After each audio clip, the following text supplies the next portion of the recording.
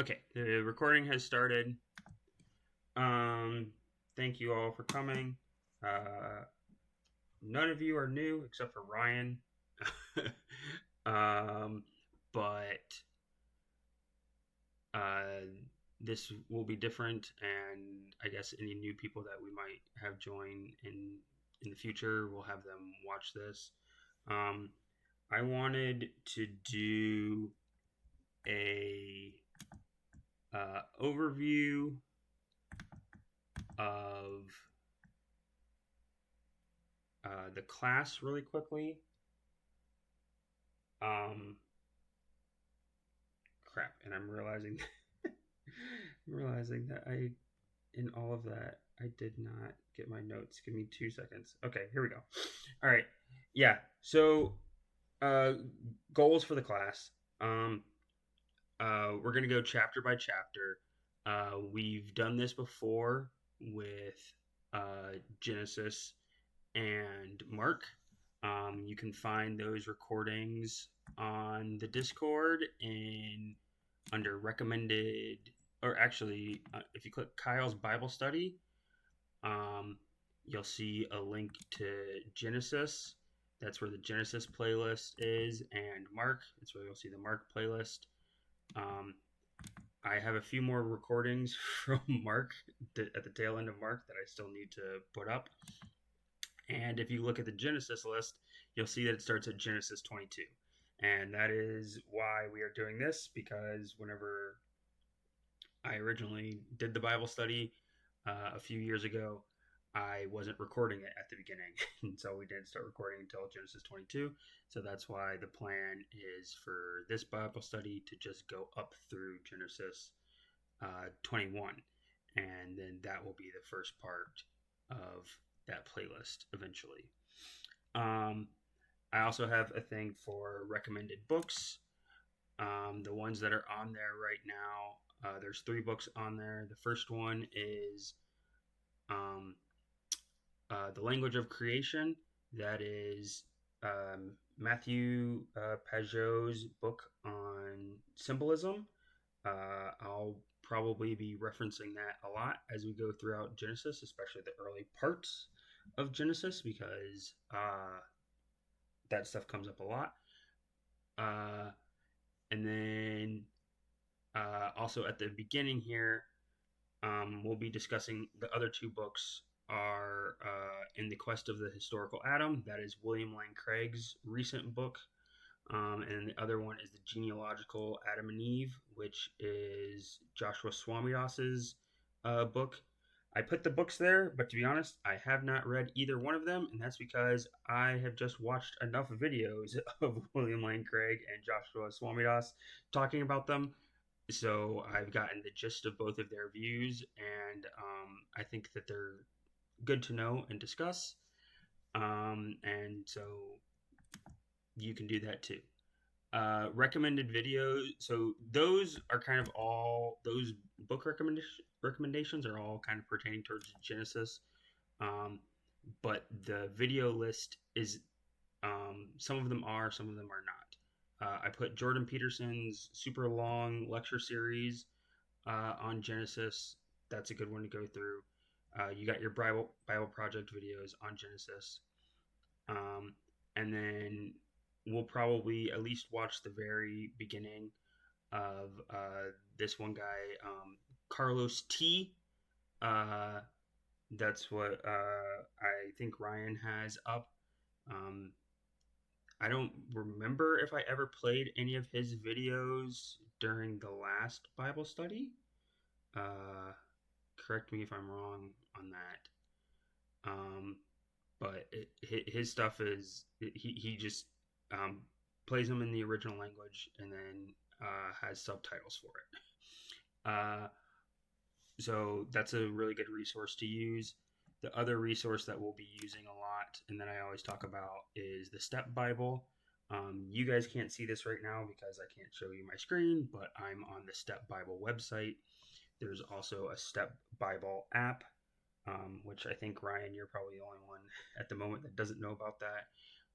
But it's a pretty good free app that has hyperlinks to on all of the words, and so that you can see them, you see what the Greek word is, and get translations for them. It's like a poor man's Bible Logos app, and so that's the one that I've used in the past, and it's one that I'll keep using. Um, but so we'll be reading through these. Um,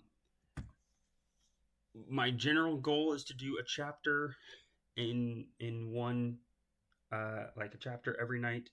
That doesn't always happen, especially with some of these bigger, more in-depth chapters. Like especially tonight, we're not going to get all the way through it, and also we're not going to get through it because I'm trying to limit these to 1 hour, whereas in the past we'd go for like 2 or 3. But I'm hoping that one of the things that can supplement that is if anybody has any questions. For the most part, I'd like for you guys to put those into the Discord chats, not the classroom chat, but like the tab that says Bible questions. So if you have questions pertaining to the Bible study, please put them in the Bible questions page. I probably won't get to them, and also I want those to be like their discussion, so anybody can provide any answer, right? It's whatever. Um, so normally I let people just ask questions, you know, on the fly, but we're not in person, and so I can't see you. I think there might be a raise hand feature, but I'm not the best at Discord, so I wouldn't be able to make that happen anyways. So I think it'll just be best if that's kind of how we go.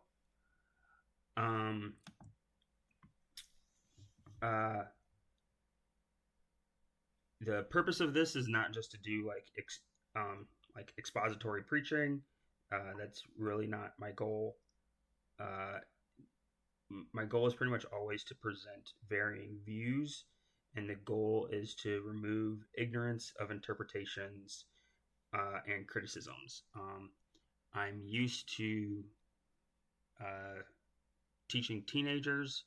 I guess all of you are old now, but it's still my goal with all of this that like I don't want somebody like I don't want someone that's in our church or that's in my group to ever like just get utterly blindsided by someone saying, "Oh, did you know such and such was in the Bible or whatever?" Like that's kind of ridiculous to me and really shouldn't happen. And so because of that, like I won't just be stating what my views are. I will be doing that for a lot of things, but also I want to make sure that we cover a lot of the more well-known interpretations. One difference I think that I'm going to do this time around versus previously is I relied a lot on the Enduring Word commentary. So if you just like type in a book of the Bible and type in commentary after it, the first link is pretty much always going to be the Enduring Word website. I don't know who made this dude's website, but he has like got Google nailed down, and so he always comes up. Sorry, excuse me. In previous years, I always used his stuff as like a reference, and 8 times out of 10, it was me just ragging on the guy because I kind of hate his commentary. So yeah, the punching bag is back. Yeah, so my goal is to not just to rip on this guy all the time. And so I guess I'm partially saying that for clarity of in case someone does end up watching the full like Genesis series once this is done, there might be an abrupt change at chapter 22 where I'm constantly just like, this guy's an idiot. That's what's going on. But yeah. Uh, and then I also want to highlight I don't know how much I want to get into this versus just sort of let it come out naturally, but I think it's important to talk at least a little bit about how I treat the Bible, um, and how I come to the Bible and draw interpretations of it, because people come from different backgrounds and they'll have different ways of looking at things. Um, so the first thing, whenever we get all of this or start going through this, is to understand the difference between prescriptive versus descriptive. Um, a lot of people seem to struggle with that in our day and age. Um, I think even like the most recent thing I saw was the like Allie Beth Stuckey debate. What is that thing, Surrounded or whatever? I don't know what that is, but where they're like a bunch of people and Jubilee. That's what it is. Yeah. And like, I just saw that the other day. Yeah, and like it came up in watch there. it, but I saw that thumbnail. And it comes up everywhere, right? Especially whenever we're going through Old Testament stuff, of just people constantly doing the thing of, oh well, it's in the Bible, as if that means anything. Like, we should be paying attention, and like it's not just like context of like what it's talking about, but it's also tone. Like, what's the tone? What's the narrative tone? Like, because I think I'm just bringing this up because there was a whole thing in there about like gay marriage and well, like there's polygamy in the Bible, and that's becoming like a growing thing of being like, oh, so therefore the Bible promotes polygamy, and it's like, okay, name me like one polygamous relationship that occurs in the Bible that the like, yeah, there's no explicit condemnation of them in the immediate text, but like, is the tone of what Abraham's doing good? Like, does it say like, oh yeah, there were no problems with Hagar? Like, were there any problems associated with Jacob and like his wives? Were there any problems associated with David and his wives? Were there any problems associated with Solomon and his wives? Like, is there one where there's no problems? You know, so things like that. The other one that I think will probably matter a lot is whenever we start talking about, which that one will come up sooner, is so I mean, I guess it's just on my mind because where it is. So it's like with watching all the Charlie Kirk like videos, one of the things where he gets into it with people where he's like, well, God is the author of the Bible. And so I'll just go ahead and say it. I don't agree with that view. God is not the author of the Bible. I don't have because to me, if you say that God is the author of the Bible, that implies what is known as a dictation view, which means that like the person is just sitting there and God is saying things and writing them down. Now that might be true for parts of the Pentateuch if you hold to Mosaic authorship, because there is some evidence from within the Bible that Mosaic authorship is sort of operating on a dictation view for some of it. But that's only the first 5 books of the Bible. That's not the entire thing.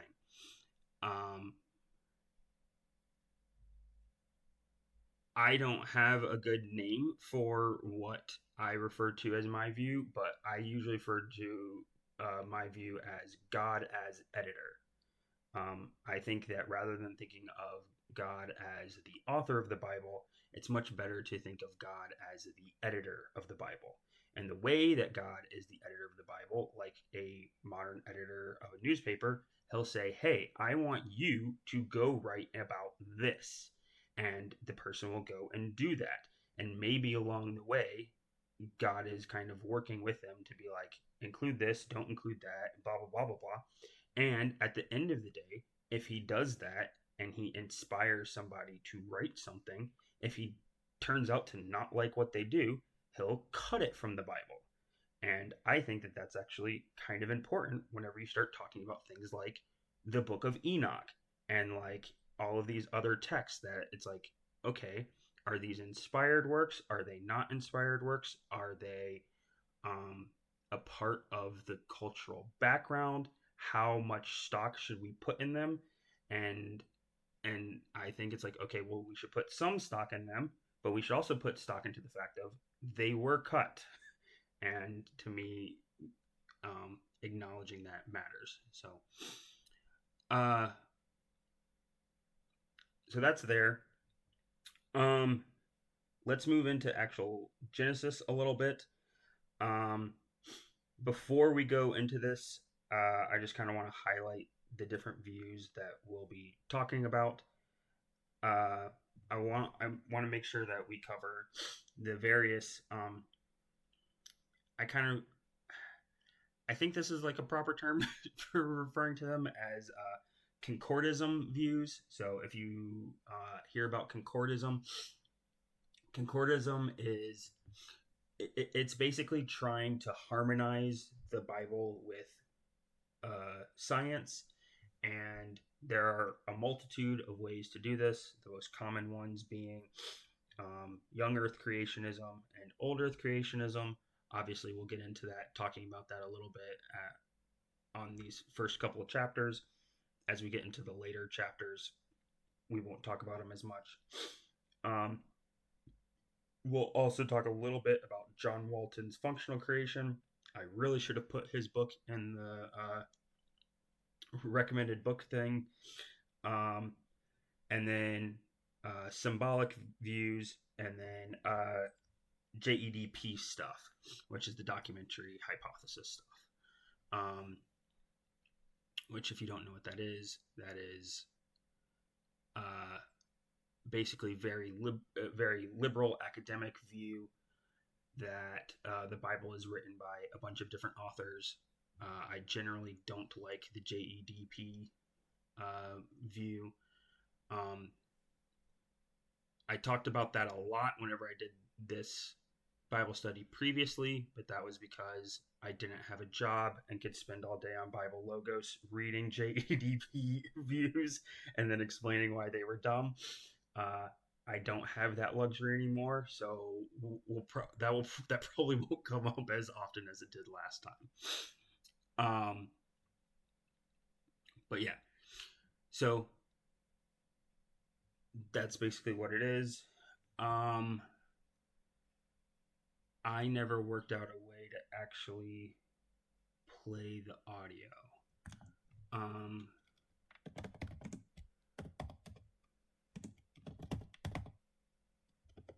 Let me just try something. Popcorn time. Yeah, well, I could. Yeah, I thought about that. I was like, I could just read it. Yeah, I was like, should I do that? Yeah. Oh, well, hold on. Will this do it?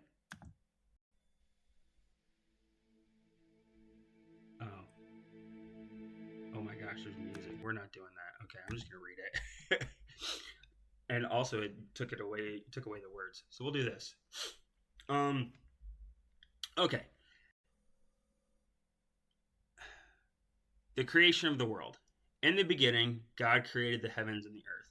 The earth was without form and void, and darkness was over the face of the deep.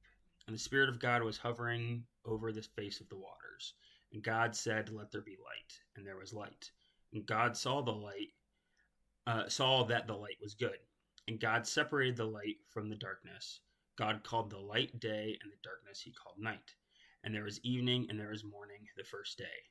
And God said, "Let there be an expanse in the midst of the waters, and let separate the waters from the waters." And God made the expanse and separated the waters that were under the expanse from the waters that were above the expanse. And it was so. And God called the expanse heaven. And there was evening and there was morning the second day. And God said, let the waters under the heavens be gathered together into one place, and let the dry land appear. And it was so. God called the dry land earth, and the waters that were gathered together he called seas. And God saw that it was good. And God said, let the earth sprout vegetation, plants yielding seed, and fruit trees bearing fruit, in which is their seed, each according to its kind on the earth. And it was so. The earth brought forth vegetation, plants yielding seed according to their own kinds, the trees bearing fruit in which is their seed, each according to its kind. And God saw that it was good. And there was evening and there was morning the third day. And God said, let there be lights in the expanse of the heavens to separate the day from the night, and let them be signs for seasons and signs for days and years, and let them be lights in the expanse of the heavens, and give light upon the earth. And it was so. And God made the two great lights, the greater light to rule the day, and the lesser light to rule the night, and the stars. And God set them in the expanse of the heavens to give light on the earth, to rule over the day and over the night, and to separate the light from the darkness. And God saw that it was good. And there was evening and there was morning the fourth day. I am going to pause there. Okay. Part of the reason why I wanted to pause there is because on the fourth day, it gives us a little bit where we can see the structure that's going on now, right? And so there's, right, spoiler alert if you haven't read Genesis, the seventh day God doesn't create anything and he rests. And so the first 3 days, there's a view of the text where you can say that the first 3 days are like designating I guess arenas or areas. So like the first one, right, is darkness and light. The second one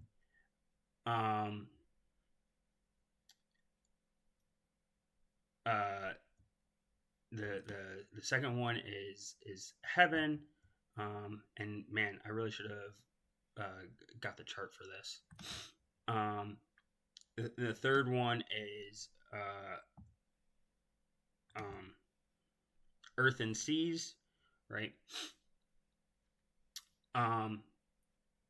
And what we'll end up seeing on the later days is that he like populates those. So then like the fourth day is the first day that he populates the realms, and basically so it like harkens back to that first day, right? So the first day is darkness and light, and then on the fourth day he like populates that by making something that utilizes that light.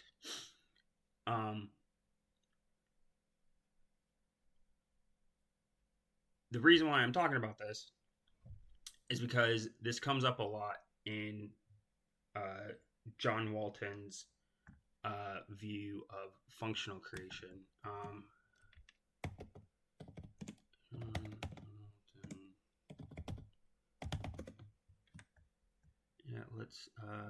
I think it's The Lost World of Genesis 1.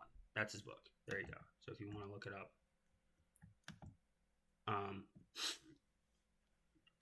And the reason why I'm talking about that is because it's probably, of the views out there, it's probably one of the more weird ones. Oh, I forgot that I already had the Step Bible open. I could have just read it off of this. Okay.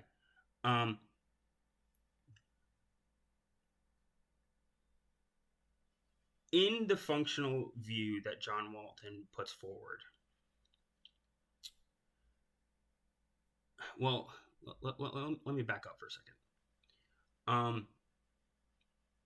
I'm making an assumption that everybody kind of knows what young Earth creationism is. Young Earth creationism views basically everything that's happening in here as de novo creation, right? There was nothing, and then God made something, and it sprung forth and started to exist. The view that is closer to what I hold is like a Hugh Ross reasons to believe old Earth creationist view. And Hugh Ross's version,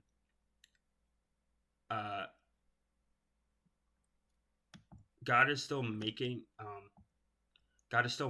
each of these different things, and the days are obviously not 24-hour periods, which is the whole controversy. They're longer, indeterminate for us periods of time.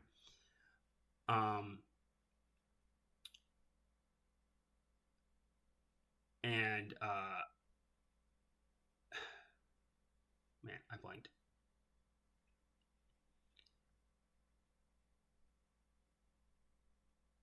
And Hugh Ross's and Hugh Ross's view,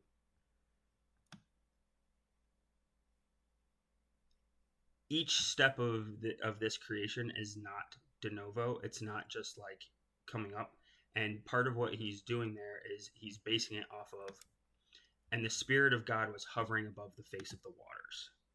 And so, in Hugh Ross's view, there is something at the start of all of these creation days, namely the waters that are without form and void. That's the tohu bohu.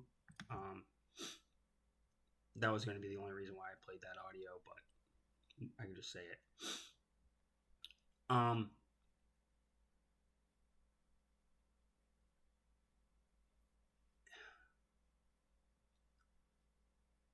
In Hugh Ross's view, the perspective of the 6 days of creation are on the earth, and so because of that, it's not just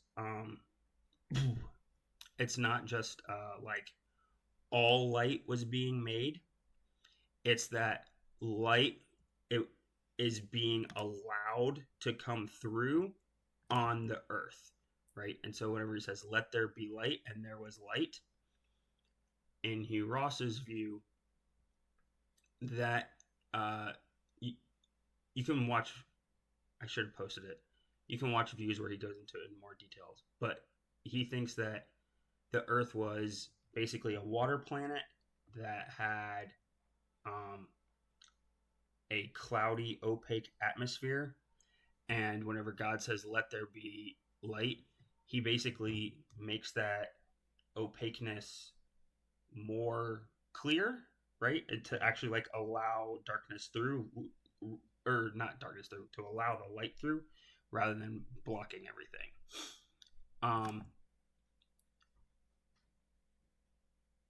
In John Walton's view,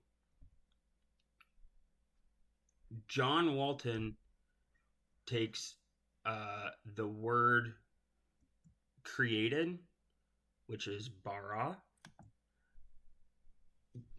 to mean functional creation, not like material creation. And so he describes it as like,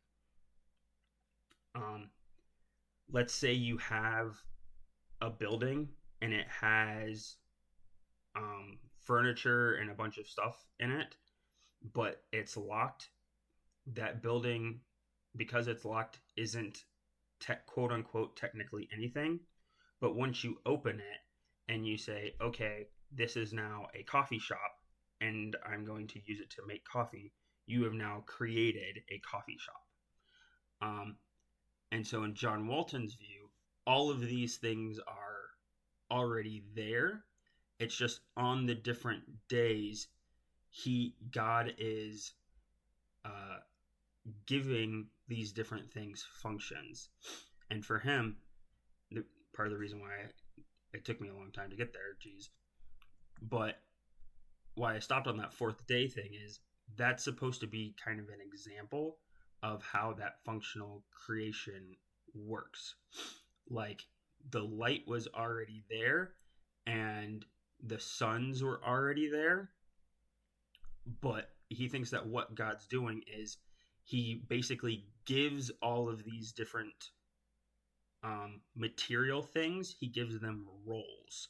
And so that's where it says, and let them be for signs and for seasons, right? His claim is that, like, in that fourth day, he's not making the sun and moon. He's not making he's not de novo making the lights in the expanse.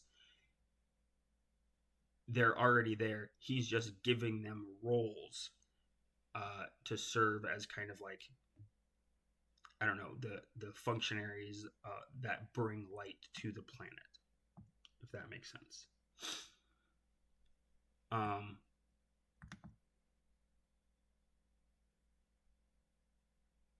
Any questions on those points? I know that was a bit like rambling, and I kind of wanted to go through that mostly for people that aren't here, actually.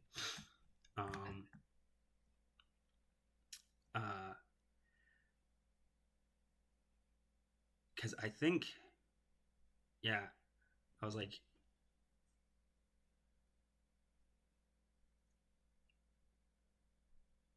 I think the reason why I wanted to say that was I don't fully know where the Coon Boys are at on how they interpret these sections, but I tend to go with the Hugh Ross one as far as my like concordism goes. I don't think that's the only. Yeah, I should have. This is one of the other things that I wanted to specify is that Genesis in general is an incredibly deep book. Genesis 1 and 2 are incredibly deep together, and so the number of ways that they can work together, or that you can draw for them is ridiculous. So I can't cover everything, but those are the big ones. I also wanted to highlight the other kind of, for me, one of the more crucial things in the whole debate between young Earth, old Earth is the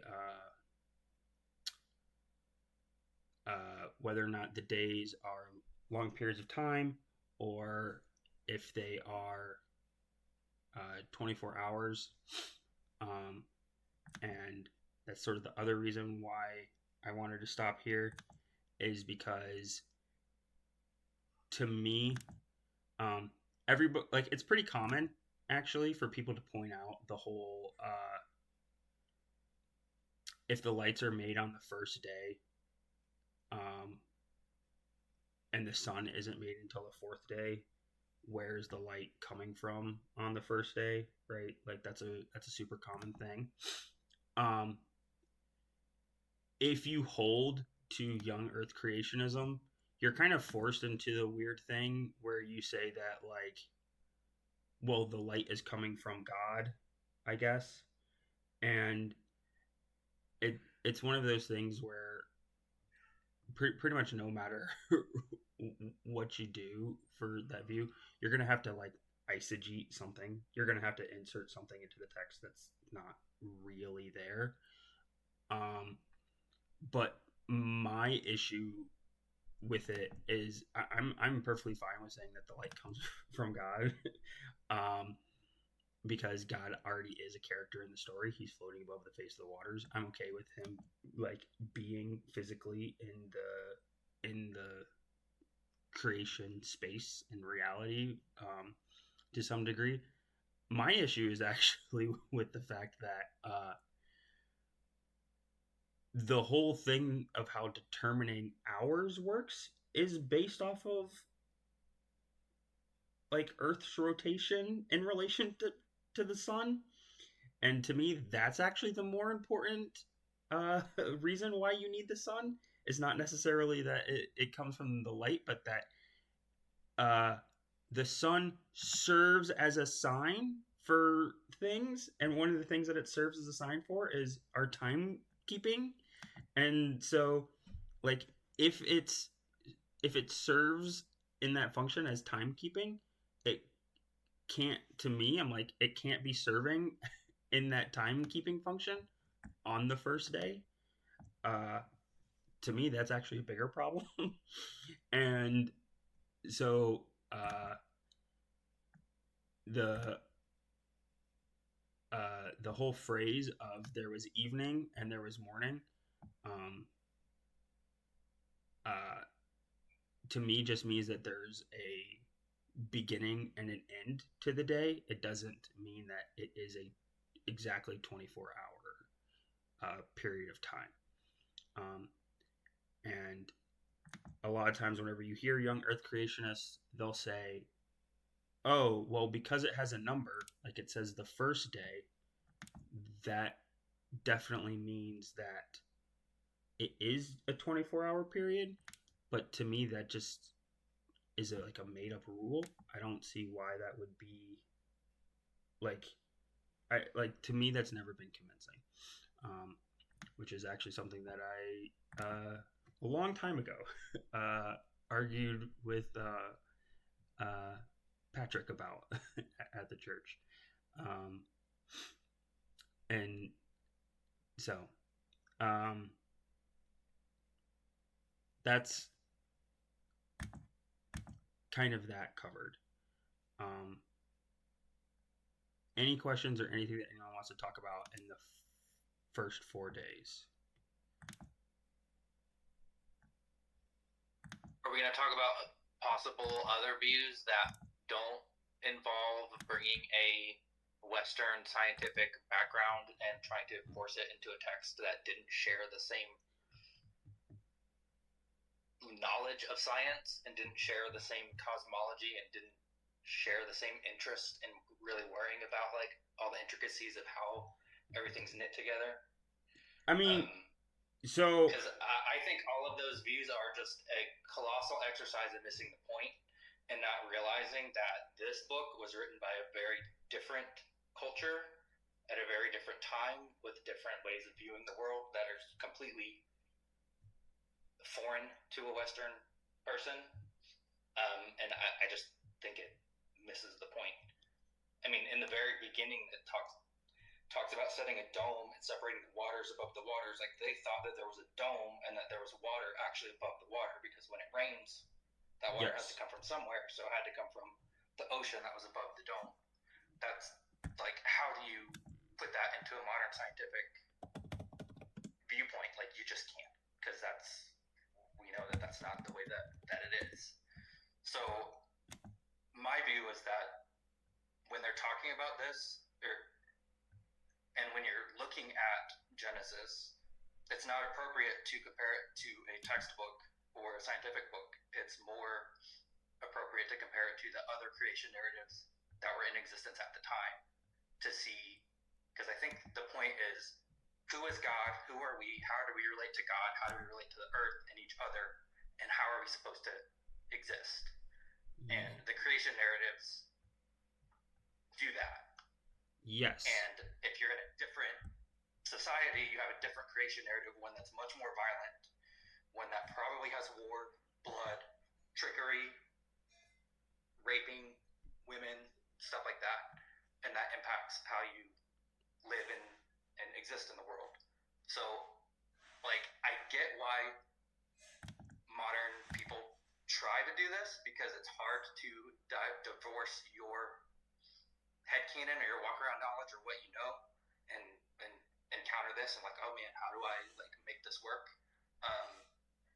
But I think you don't need to do that. I think learning more about how the people thought of cosmology and what they thought about, and like what the meaning of separating the waters, and like why is water the first thing that exists? So why is light important to be the first thing that comes into play? I think looking at the symbolism is more helpful to getting to the greater points versus trying to fit it into like a scientific view, because then you end up with weird things like dinosaurs on the ark. Yep. With Noah, and that just doesn't make sense. Yeah. So I think it's just a colossal exercise in kind of missing the point, but I get why it happens. Yeah. So, hadn't gotten to the science or the symbolic stuff yet, but okay. Yes. That's what I was just wanting to make sure. Like, are we going to cover that? Because I think those are. Yeah. Well, I mean, we can talk about it now. Yeah, we can talk about it now.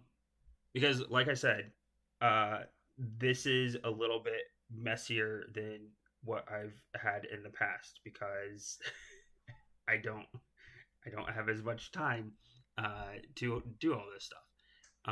But yeah, we should do that. So this is basically where I think one of the things that's the most helpful is if we start referencing the Language of Creation book that I talked about before, which is Matthew Pageau's work. And to go into that more, you can also just watch his brother's YouTube channel, Jonathan Pageau's work. And we can do the same section, but from a more symbolic thing. And so the first thing would be the waters, right? So the water, so like water is chaos, basically. Right? You can't live in water. If there's a lot of water, you can't see in it.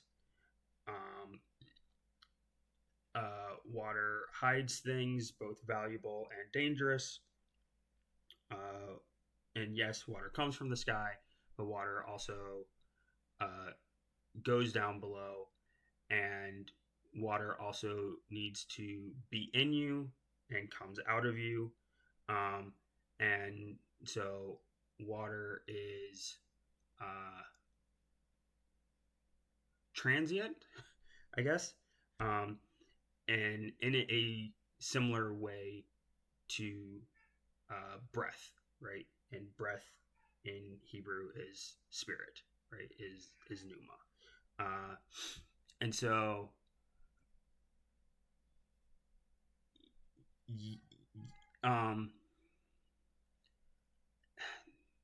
yeah, like, so the other consideration is, so I don't have any of the like, so this is where I would just be like punt to Heiser, and you guys can't see it because you're on Discord, which is on my phone, but I'm showing one of the like flat Earth diagram things, and I wish I had put more time into this to find the one that I actually like, because the one that I actually like shows Sheol, which I think is really important, because we don't hit Sheol in the creation narrative, but obviously it is a part of their view, and you need like the pillars of creation and all of that stuff.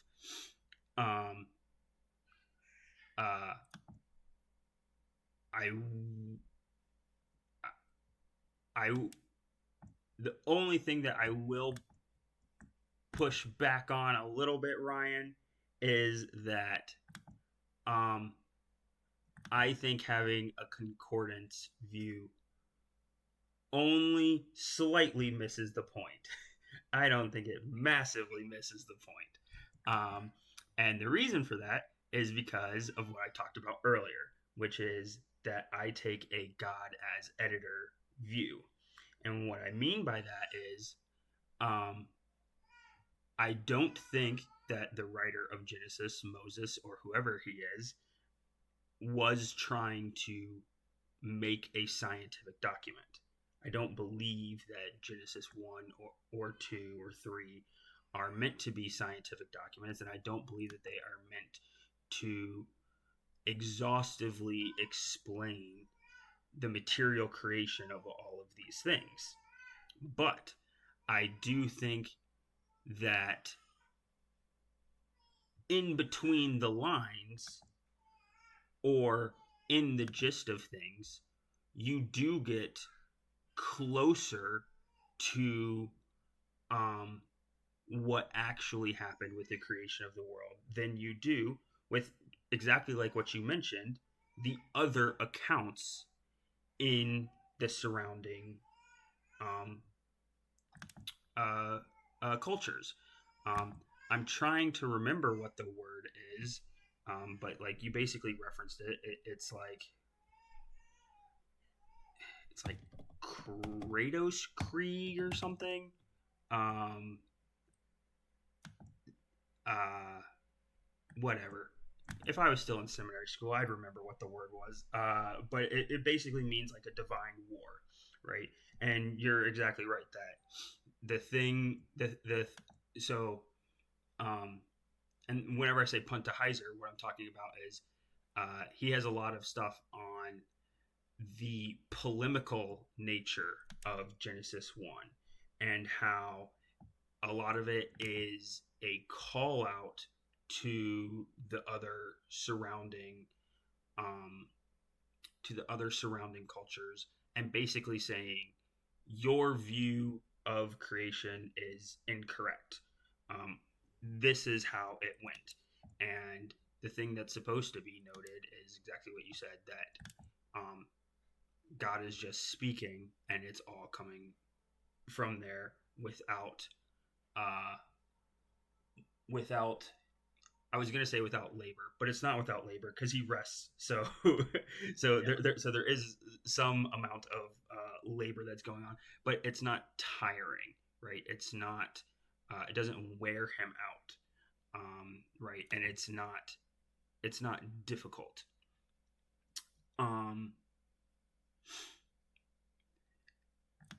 Yeah, and it's the creating order out of chaos, and it was good, and all of these things. It's like he's talking about the sky and the sun and the moon and seeds.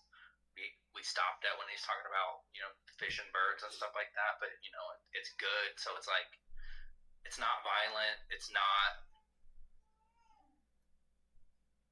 He's not creating chaos. He's creating order. He's creating goodness and perpetuating that and bringing that into his creation. And I think that those are the important things that get missed a little bit. I would agree with you on the that this is it's probably the only creation story of this age that we still like look at and compare to a textbook. I don't know if the other ones do no one tries with any of the others. Slayed a dragon and the dragon like bled everywhere, or I don't know the other stories, but they're like stuff like that. Nobody really tries to make. Nobody tries to shoehorn any of the other ones. They give up. Yeah. Right.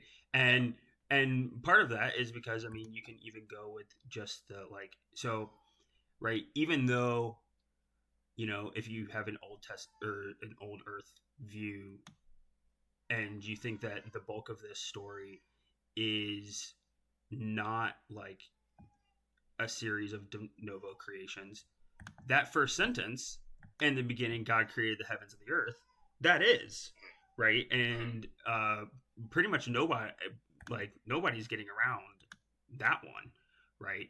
And so because of that, right,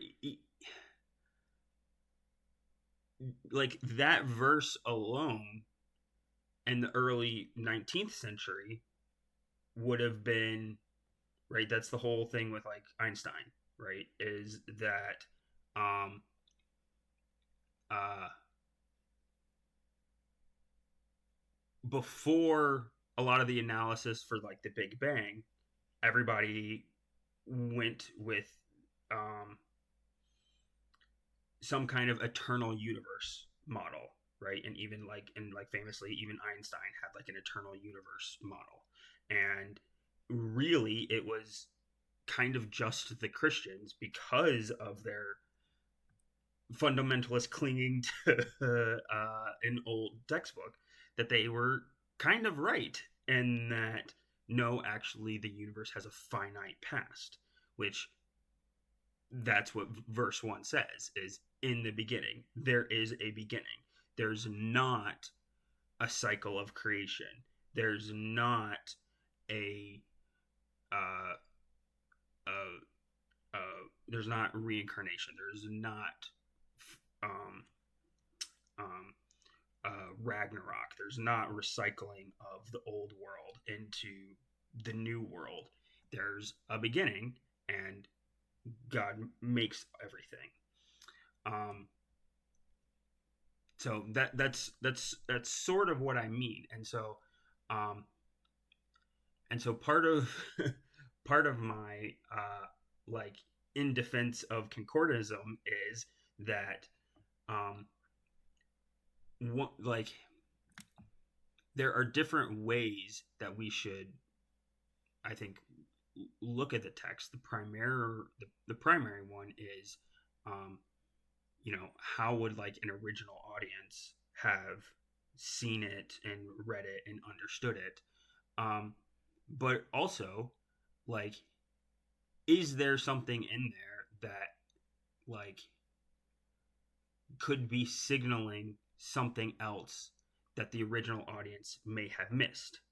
Now, this is always a dangerous way to deal with the Bible, to some degree, and you have to be careful of it. But whenever you get to the New Testament, which we won't get to in this one, but if we ever get to Matthew, right, one of the things that's going on in Matthew is he's reading things in the Old Testament and he starts labeling them as prophecy. And one of the main things that if you go and talk to like a modern Jew and go, "Hey, was this prophecy?" They'd be like, "No, that's about Israel. That's not about the Messiah, or that wasn't a prophet." And it's like, well, why did Matthew call it a prophecy? And it's like, well, because I think part of what's going on here is like, and this is actually going to matter whenever we get to chapter 3, because that's one of the first messianic uh, quote unquote prophecies, and it's a debate as to whether or not it actually is a prophecy or not.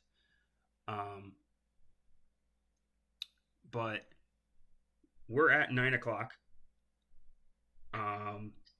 so I think we'll pick up with the fifth day and do the second half. Um, there's a lot to talk about with man's image and image of God and Imago Dei and all that stuff. So we'll try and hit that more next week. Figuring out how to do this over Discord will be a learning process. So hopefully you all stick with me and it gets better. And yeah, so thank you. So I did want to say something, picking up on Ryan's point about what we should be paying attention to coming out of the creation narrative. Because as we know, all scripture is God-breathed and is useful, and so there is a use to this being here. So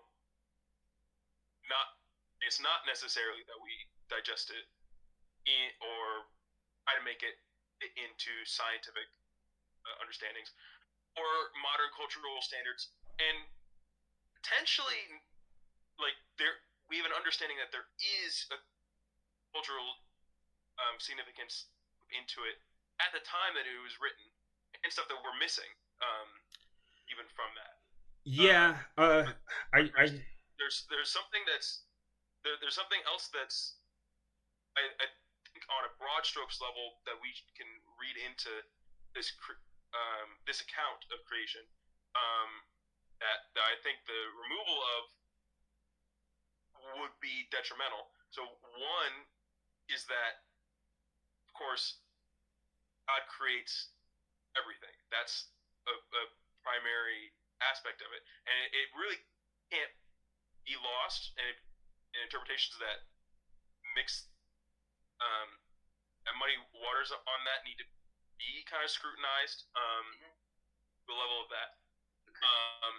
But also that creation was, okay, you mentioned it earlier, it is important that there was a beginning, and that I think it's also important that there was a process. This process is considered a labor, is worthy of reverence, and that to understand that we didn't find ourselves kind of loaded up into a world like we loaded up like a Minecraft world or something, and everything is just kind of there, loaded up all at once. But there is like a delineation, like a line of succession that had to occur to get us to a point where we are, to the point where we find ourselves today, in essence. And along with that needs to come a level of respect. And that has wider applications than just to the world at large we find ourselves, but to the countries we find ourselves in, to the institutions that we find ourselves in, to the jobs and the families that we find ourselves in. There is an understanding that there was something that had to happen before us, and there was effort involved in order to set it up for us to be there. And there is reverence that is required for that. And the ultimate reverence for everything goes to God. I think that's all the important stuff of that whole account. Obviously, we weren't there. We can't be witnesses of it to validate it as an account, but we can understand that this was, is another word for edited, inspired by God. There's a relevant to be talked about. There's a right. So I didn't really get into like genre much of like what is like mytho history, which is what William Lane Craig categorized. Maybe we'll have to get into that. The first, a different one. Yeah, and some of these things I was sort of waiting for a little bit later in the chapters to talk about, and to it's not exactly your point, but part of the wider context of all of this I was going to talk about closer to once we get to like the fall, is that is the importance of situating this story as a part of the book of Genesis, right? It's like, right, everybody reads the first few chapters of Genesis as the beginning of the Bible, and it is that, but before that, it's the beginning of Genesis, which means that what is happening here, and particularly what's happening with the fall, is the framing device of what's going to happen in the rest of Genesis.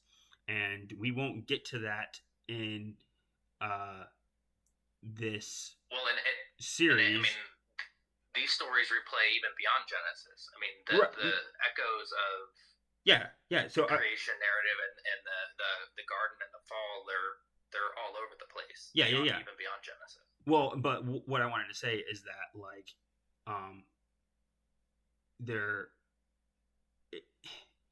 it's the framing for the fall, which is the backdrop of why Genesis 11 needs to happen with the call of Abraham, which is why you need the progression of the family, which is why it culminates. And that, as I was going to say, we're not going to get to it in this because we already talked about it. So go watch the videos on the end of Genesis for all of the stuff with Joseph and how Joseph relates back to all of this. And what I would say is that then the entire book of Genesis then becomes, okay, that entire book of Genesis is now the framing for the whole Bible of exactly what you were trying to say, Ryan, of like, oh, these elements come back, and we talk about that in the Mark series. The one in particular that I'm thinking of is the story of Jesus walking on the water, going past them, and the references that's why I was going to read. That's why I said the Tohu Abohu. Tohu Abohu shows up in and whenever Jesus is going out of the city, it gets described as basically a wasteland, and a wasteland is Tohu Abohu, and there's like many creation stories where Jesus is acting as the spirit hovering above the face of the waters, right? That's the thing that's happening there, and so, but this is also running into the thing that I said before of like, this thing is like so deep that I can't talk about everything, right? That's what we're running into. But yeah, and I think that's the point. I mean, I think that's why you're supposed to meditate on these things. You're supposed to be thinking about it day and night. You're supposed to be going over and over and over again, and like really kind of wrestling a little bit with like, really, what does this mean? And it's not something that again, it's like it's Eastern versus Western thinking. Like Western thinking, you go to a class, you listen to it, and I mean, some people might have to study, some people might not, and then you take a test and you move on and you forget about everything that you just learned, or if it's of particular importance, you don't, and you do remember it. But this is like, you're supposed to chew on this kind of stuff, and it pops up over and over again in ways that I think we missed because we don't have access to the original language. So I think we miss a lot of the like things that are supposed to smack you in the face of like, oh, this is the echo to Genesis 1 and 2. Well, yeah. Well, I agree with what Evan said. Is like, I wasn't saying like, oh, let's don't have reverence for the book. Like, absolutely have reverence for the book. But I think to have to defend the science aspects of Genesis 1 is, you only have to do that if you take, like how you started out with like what is scripture? Is it like God like opened up somebody's brain and dictated to them and said, okay, write this? Like if you take that view of scripture, then the cosmological issues that we now know based on science aren't actually correct, is a problem. It's not a problem if it's the view of people very much, I don't exactly know how the relationship between God and people in orchestrating scripture, like I don't exactly have a good like description for that, but he has to use the people, so yeah, the people have to have the, they're using the walk around knowledge that they have now in orchestrating this. Like we talked about how this is more accurate than a lot of the other creation narratives, and I mean, I always thought it was interesting that like the more, I don't know if it's currently accepted, but when I was going to school, it was the accepted view of like the primordial soup thing. And I'm like, well, it's kind of what it says. We didn't read it, but God's like, the oceans teem with life, and it's like that's the first start of animal life. And I was like, okay, like so like, yeah, so primordial Um, soup, no. Life in oceans, yes, is where the current science is at. If you want to know why primordial soup is basically thrown out, I can link you to a 17-hour lecture series by James Torr, and which I only know like a third of the words that he's saying.